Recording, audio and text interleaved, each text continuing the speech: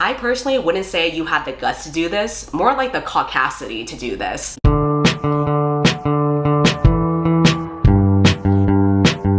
As most people with common sense know, Black people have gotten the short end of the stick for a very long time. And in publishing, that's not really any different. Already, in the month of Juneteenth, we got a Black author finding out that her book got an unapproved whitewash cover in Bulgaria. A Black VP and executive editor at a big publishing print was laid off for a company restructure. And a journalist announced that he wrote a self-published book about what he learned about racism while doing blackface. So that's what I'm going to be focusing for today's video. The general summary is that there is a Canadian journalist named Sam Forster who recently decided to stir the pot by tweeting, "Last summer, I disguised myself as a Black man and traveled throughout the United States to document how racism persists in American society. Writing Seven Shoulders was one of the hardest things I've ever done as a journalist." Writing a book is definitely hard, but you know what would have made it like a little bit easier? Talking to Black people instead of doing blackface. He technically does interview at least 2 Black people for this book. He doesn't name who they are, so who knows where he got these people from, but other than that, he doesn't believe in doing research or consulting academic research for other people who have done this already because he believes their writing is more about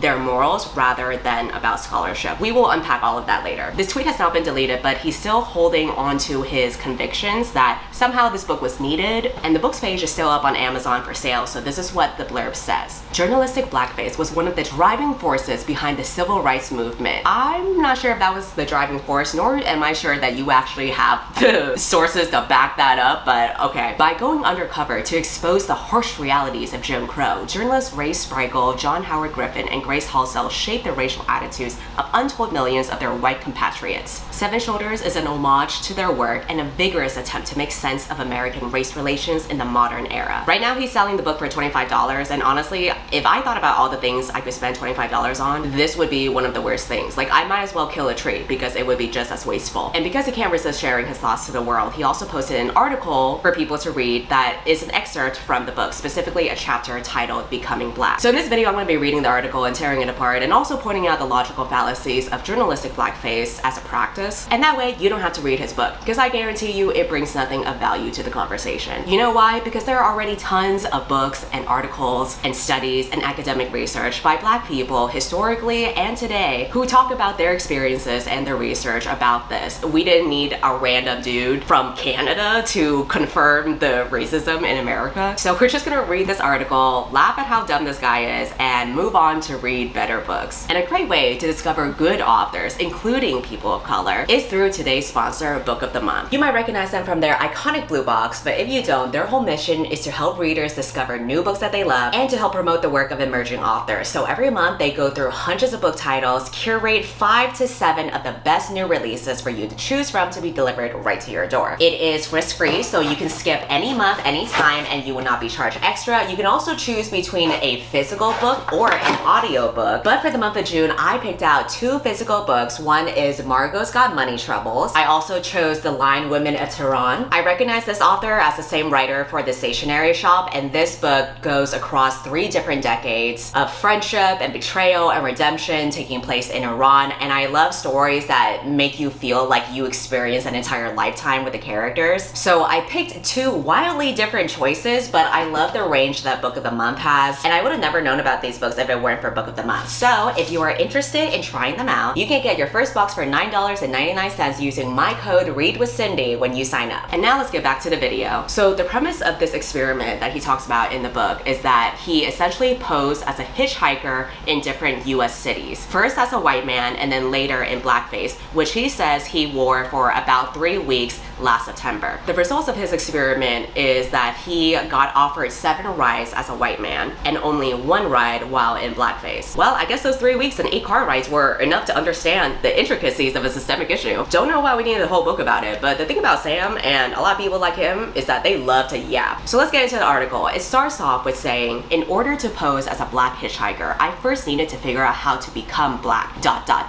which is actually more challenging than one might expect. There isn't a lot of useful advice guys out there, you can't just Google it. If you search WikiHow blackface, for example, the top result is a WikiHow article titled How to Tell If You Are a Racist, 13 Steps, with pictures. I didn't have time to read the article. I'm sure I would have been beyond salvage in the author's mind, whatever, A whole bunch of other articles also popped up, mostly with titles along the lines of why you should never do blackface and here's why blackface is racist. Imagine being a journalist with no sense of curiosity to interrogate anything beyond your own convictions. The irony here is just off the charts, because what do you mean you didn't have time to read the article? Is that your literal job? You're writing a book about racism. Why would you not read articles about racism? This article wasn't even a huge time commitment either. It's literally a WikiHow page with 13 steps and pictures. Like, it was basically a picture book for you. Somehow he didn't have the time to read it, but he did have the time to put on blackface makeup and pretend to be black for 3 weeks while hitchhiking. There also seems to be no further interrogation about articles concerning blackface. And again, if you were a journalist doing an experiment that you claim is for your professional career, why would you not read about this method that you're doing and the cultural implications of it, especially for a book about racism? To me, this already shows that this journalism is not something to be taken seriously. I don't care what articles he's written in the past and what websites he's been on. Already, the lack of research or methodology while putting this book together is just sloppy and lazy. Not to mention, the writing already sucks ass because we got like 3 ellipses already. Anyway, there isn't a lot of guidance online, and asking a real human in real life was totally out of the question for obvious reasons. See, this would have been a good time to ask, why can't I ask a person in real life? What prohibits me from doing that in real life, but I have to do it secretly on my own? What are the mental barriers that are keeping me from doing that? You know, just like a little self-reflection, especially if this is supposed to be some kind of investigation or documentation. Instead, he says, naturally, I considered how my predecessors went about their transformations. And he then goes on into detail about journalists from previous decades who wore blackface for similar experiments. So this is when he writes multiple paragraphs in great detail about these people's methods and what materials they use and the results. And to me, this is an indicator that this random Canadian man doesn't actually care about race in America. He's just really into journalistic blackface and wanted to do it too. I really think he just looked at these people and thought, oh my god, these people wore blackface and wrote about it and made a name for themselves because of that. I want to do that too. I want to be the next guy that does that. I want to be the modern day journalist that makes waves across racial discourse. It's a much more self-serving reason, which I would argue is one of the fallacies of journalistic blackface, but we'll get into that later. So he talks about how he puts on blackface, and he says, I was convinced that a regular commercially available brown color foundation would be sufficient for me to achieve the necessary skin tone. The particular one I landed on was Maybelline's Mocha shade, slightly darker than their coconut product, but not quite as dark as Java. I figured it was best not to get too ambitious. I didn't really feel like shaving my head, so I opted to go for an afro wig, which would also serve the purpose of signaling my race more clearly to approaching cars while I stood on the shoulders. My eyebrows could be darkened with a tinted pomade, a product that apparently comes in 1,000 varieties. To deal with the issue of eye color, I simply picked out a pair of brown contact lenses. Buying the wig and the contact lenses was not that strange of an experience. I got these items at a costume store in Montreal before leaving for the States. I was a paranoid during the purchase. I think the checkout lady probably just thought I was trying to pull off some sort of swarthy pirate look. He then talks about how he was more paranoid buying the foundation and tinted eyebrow at CVS when a black girl was working the register, and then for the rest of the article, he's just evaluating on whether the store owners are judging him on the checkout line or not, and wondering what people must be thinking,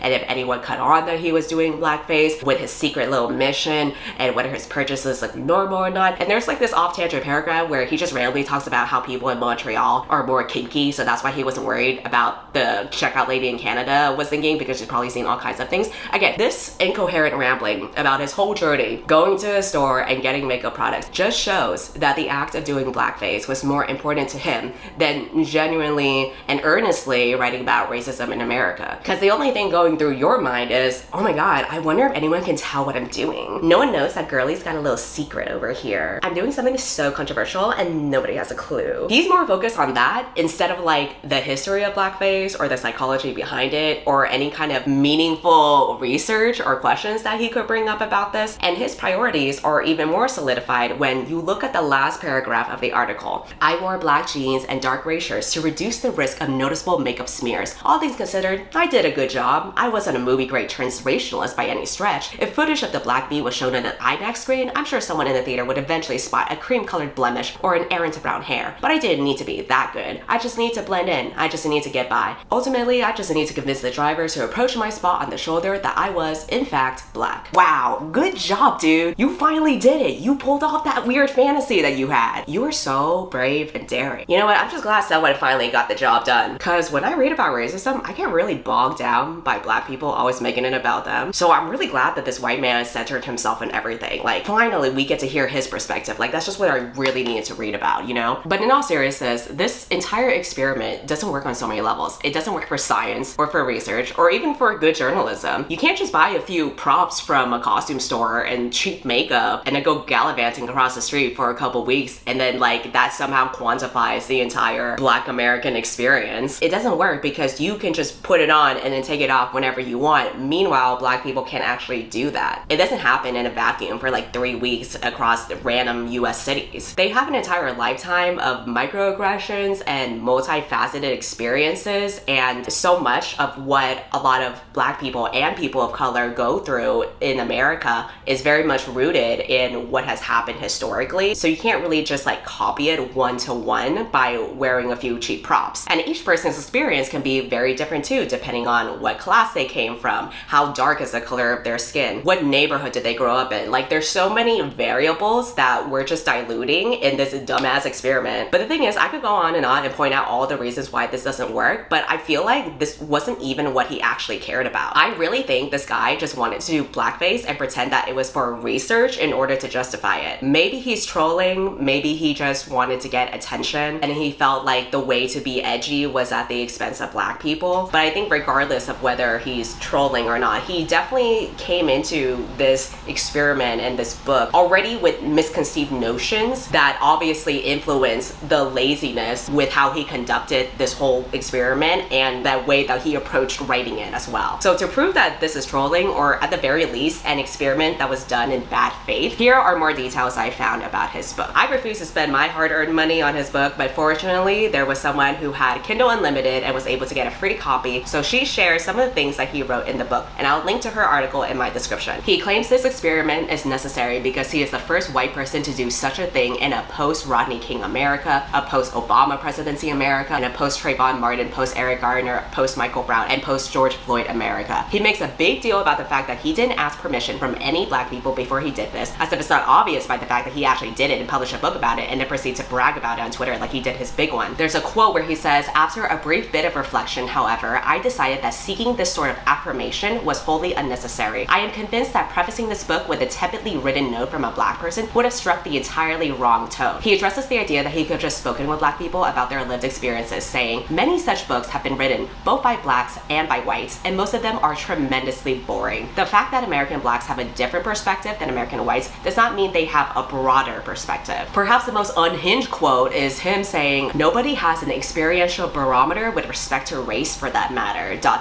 nobody except for me, ...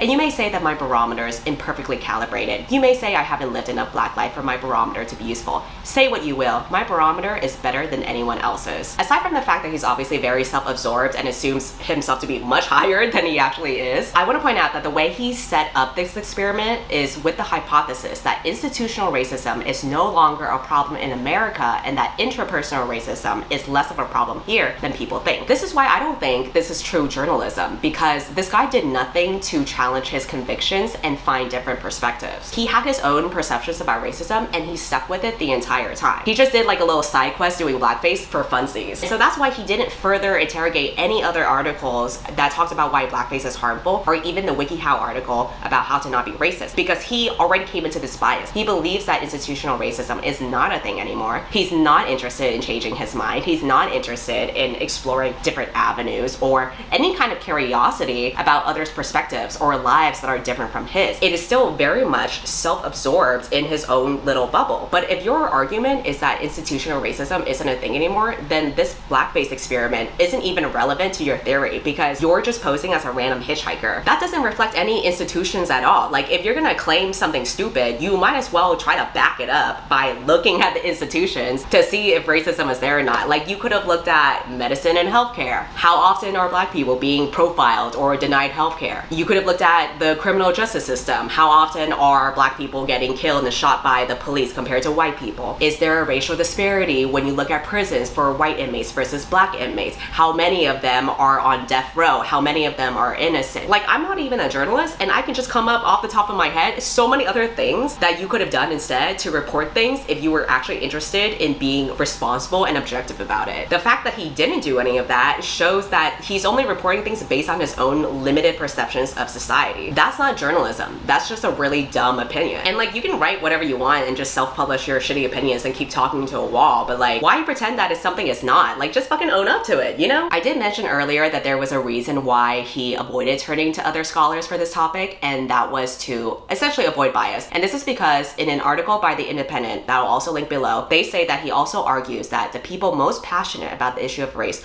are the most ill-informed and out of touch, and suggests most writing about the history of racism in the US is moralizing disguised as scholarship. With few exceptions, the stuff that's out there doesn't serve the function of saying what previously was or what currently is, but rather what should have been or what ought to be, he writes. He describes his own writing in Seven Shoulders as a tremendous literary achievement and a tremendous achievement in the realm of civic progress. The Canadian journalist argues his work is separate from the historically racist function of blackface and instead is journalistic blackface with a purpose. So he argues that scholars are biased with their morals rather than actual scholarship when they write about racism. My question is, how are you any less biased when you're describing your book like you just shot gold out of your ass? Who am I gonna believe is more credible? Thousands of people with degrees and multiple sources and years of research in their work? Or some random white dude who bought shitty makeup at a CVS and started sweating a little when he saw that his cashier was a black woman?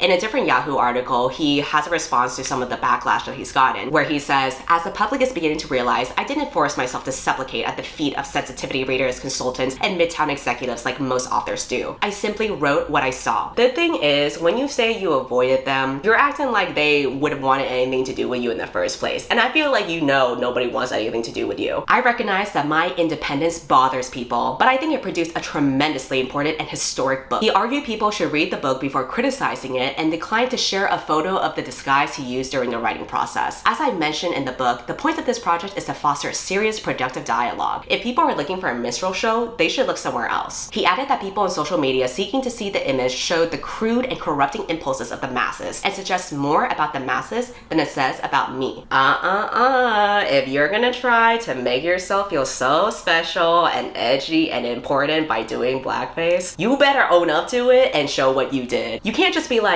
ugh, that's so crude how people want to see a picture of me doing blackface. As if you, the person doing blackface, has any higher moral ground here. You were so into describing the whole process of you shopping for items to put on blackface, but then now when people ask for a picture, you're too shy? I don't know, it kind of sounds like you're too scared to put your face out there because you know deep down that shit looks bad and you don't want that picture following you around. I think you wanted to fuck around, but you didn't want to actually find out. Despite his original deleted tweet, he has followed up with a very long ass tweet to try to defend his book even further. I'm not even gonna bother reading it out loud because it's just a bunch of yapping without really saying anything of value. Like, I'm convinced the 13-step WikiHow article is shorter than whatever he wrote here. And I think that's the whole deal with this guy, because many people of his demographic, they just love to talk. They have no skill for brevity or awareness about other people. They're just like really into themselves. That's why the story is about him doing blackface instead of other people. He's just like, how can I make this about me? What did I do? What was my process? How can I look like I did something historical and important and amazing? How are people interpreting my words? How can I be the misunderstood one? What's my narrative gonna be? I want to conclude this video by talking about journalistic blackface in general, because this practice is something that directly inspired this guy to do it. And I want to share my thoughts on why this doesn't actually work for making progress in civil rights or even as good practice in journalism. Again, him doing blackface to report on racism is nothing new because people have done this before and wrote books about it. He cites them and talks extensively about them, ironically much more than actual black people. There's Ray Sprigle, who wrote an account of traveling in 1948 for a month in the Deep South while passing for black, and this was serialized in a newspaper. There's another book called Black Like Me in 1961 where the author spent 6 weeks traveling through the southern US after darkening his skin to understand what life was like for black Americans Americans under segregation. And then there's Soul Sister, which was published in 1969, where this woman took pills that were used to alleviate pigmentation problems in order for her to darken her skin and pass as black. She documented these experiences in her book, and she mentioned that she had been inspired to do that by the previous book, Black Like Me. Funny how these white people just keep on inspiring each other, but not to actually not be racist. You could argue that maybe the previous journalists had felt compelled to do this because maybe there were less opportunities for Black people to be accepted as journalists in the 60s and therefore be able to write about their experiences. But if this argument were true, that makes what this guy did in 2024 even more pointless and redundant, because he had every resource for Black people readily available to him now more than ever. And like, he didn't bring anything new to the table. If something's already been done and the question of the experiment has already been answered, why are we doing this again? I think the question of whether racism exists is very redundant. Instead, the question that these people should be asking is, why do I have to pretend to be someone else in order to understand something? Why do I need to experience something myself instead of believing what groups of people have been saying for years? Why do I have to insert myself into something instead of sitting back and listening to other people? Why do I have to be affected by it first in order to care about it? This doesn't just apply to race, but everything else when it comes to marginalized people being understood. Why do men have to have daughters in order to sympathize for women being sexually harassed? Why do cisgender men have to wear a period cramp simulator to understand that people who have periods are in actual pain? Why is our lack of empathy for others so limited unless we center ourselves in it? And besides the method of journalistic blackface being faulty on a philosophical level, on a practical level, it's not an even accurate way to understand race anyway. Again, it's something that you are able to pick and choose, which is not enough to understand something that people have no choice but to live with every single day. It's an isolated experiment in a very limited time frame, and it doesn't encompass the full spectrum of a group of people's experience. I would argue that journalistic blackface is just as bad as regular blackface for a minstrel show because it's still dehumanizing. It's still very much motivated by this sense of voyeurism in trying to inhabit another person's body. Just because it's not for a performance for a minstrel show doesn't mean that it's any less dehumanizing. It's still very like perverse and, again, voyeuristic in a way. And I feel like deep down, the motivation to doing this is less about doing any public good and more just for a self-serving purpose. You're daring to do something different. You're excited by the voyeurism of pretending to be someone else. You get to make money from doing something controversial. At the end of the day, it's still all about you. And lastly, you want to know how journalistic blackface isn't actually effective in dismantling racism and getting white people to change their minds? It's because at the end of the day, this man in 2024 still did blackface because he was inspired by other white people doing blackface. But hey, you got the attention you wanted. You can pat yourself on the back or jack off in your little corner that you did something that made you feel important. A white man doing blackface because he was inspired by other white people doing blackface? Groundbreaking. I personally wouldn't say you had the guts to do this, more like the caucasity to do this. So on that note, I'm gonna end the video here, but I thank you for listening and I will see you next time. Bye.